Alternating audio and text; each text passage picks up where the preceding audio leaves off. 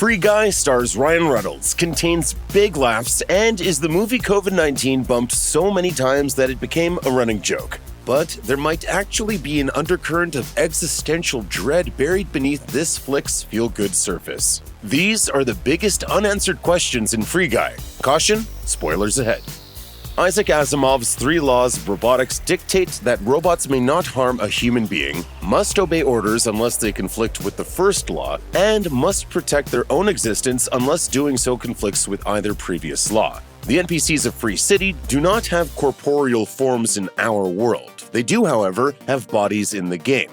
They are also undeniably computer creations. Since your average Free City NPC has a body created via computer and acts on impulses directed by a computer, doesn't that make them robots? This is an important question because if background characters do not possess artificial intelligence, their actions would be severely limited. They wouldn't be able to rebel against Antoine, thereby harming their creator. They wouldn't be allowed to disobey orders like the girl in the coffee shop does when she decides to make a cappuccino. Free Guy is a breezy summer popcorn movie, so it avoids explicitly asking questions it doesn't want to answer. But if Guy is the only AI-powered NPC in Free City, the only way to explain the rebellious actions of others in the film's climax is to suppose that his artificial intelligence is somehow infectious.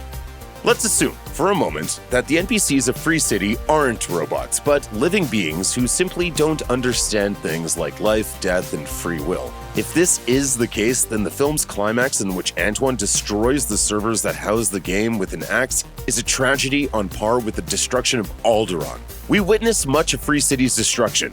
Buildings collapse, streets tear themselves apart, and hundreds of people flee for their lives. We are informed that Antoine destroys every server except the last one, which coincidentally houses Guy and friends we care about like Buddy. So let's assume that he destroys 49 out of 50 servers, which feels like the right amount based on the room we see. This means Antoine kills 98% of the people in Free City. Sure, Antoine is supposed to be the film's villain, but this makes him a mass murderer who slaughters hundreds, if not thousands of people who don't even possess the mental capacity to realize their lives are ending.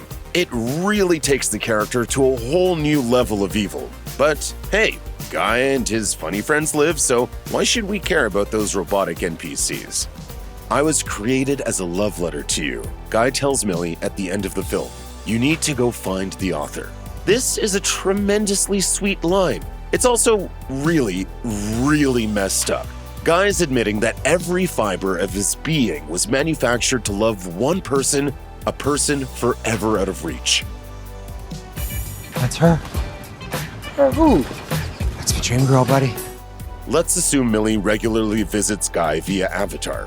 What could be more miserable than watching your soulmate grow old with someone else? Now, let's assume Millie eventually stops visiting Guy regularly. What does he do now? How can he possibly find happiness, knowing that any woman he meets is destined to fall short? By creating Guy as a love letter, Keys doomed his creation to a life of loneliness. Sure, Guy looks happy at the end of the film, but if there is a Free Guy sequel, the character's damning mixture of self-awareness and unfulfillable romantic expectations are likely to plunge him into a deep depression. Perhaps in a sequel, Millie and Keys could build a second AI-powered character who looks, acts, and sounds exactly like Millie, allowing Guy to finally find love. But now we're getting into Alfred Hitchcock's Vertigo territory. Anyway, Free Guy filmmakers, if you use that idea, be sure to send us the royalty checks.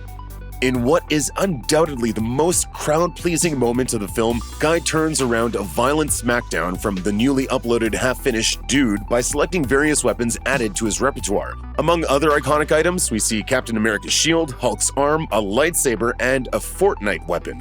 If you go by his facial expressions, Guy recognizes these weapons. He also knows how to use them, but how could Guy know what Star Wars, Fortnite, and the MCU are? And if he's so pop culturally aware, why doesn't he recognize his own story's resemblances to They Live and the Lego Movie?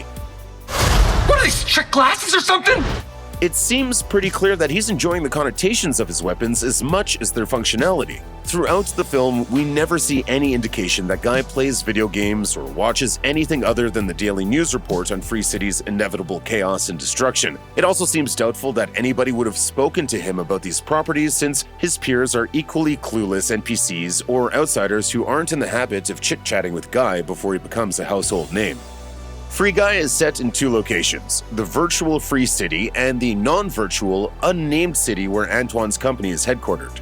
So, why do they both look like Boston? The word Boston is never uttered in the movie, but we do see the financial district, the city's distinctive waterfront, the Boston Harbor Hotel, and other instantly recognizable locales inside the game. Is the game called Free City Boston? No. Is it exactly mapped to Boston? No. But there's enough Boston-specific stuff present to make things confusing. Video games typically either recreate a famous city and use that as a selling point, or construct something wholly original. This does neither. Perhaps Millie and Keys are Bostonians who modeled Free City after their own environment, but everything is referred to in extremely generic terms, despite the landscape's specificity. Life in the big city ain't nothing like it. Of course, Free Guy was shot in and around Massachusetts, with lots of important scenes filmed in Beantown proper. But since the locations are unnamed and no attempt is made to acknowledge Boston's people, culture, or eccentricities, the audience is left wondering why the creators of Free City bothered to model their entire game off the hub. The next time you watch Free Guy, keep an eye on Mouser. As his nickname implies, he's a sneaky guy, and he might also be the Machiavelli behind the entire plot. Which one was Mouser, you ask? He's Key's programmer buddy, ostensibly stuck listening to him talk about his love life. He's also forced to execute Antoine's evil orders. Finally, he assists Millie on the sly without any apparent motivation to do so. This seemingly unimportant character constantly dispenses advice which Millie, Keys, and Antoine unfailingly act upon. He shuts down the game, interferes with the game, and adds new elements to the game, many of which are unsuccessful. But what if he isn't failing in these moments? What if instead, he's manipulating everyone to his own advantage? Look back, and you'll realize that if a single character ignored one of Mouser's pieces of information and/or advice, the entire film would have played out differently. But he's so good at pulling strings that all three characters think he's operating on their behalf. What's his angle? Well, Mouser leans towards Antoine for much of the film, figuring the odds are in the billionaire's favor. But when the balance of power shifts, Mouser becomes a good guy and lands a sweet gig on Millie and Keys' next project. It's an intriguing subtext for a movie about avatars manipulated by distant geeks. Mouser might just be the geek driving the entire film.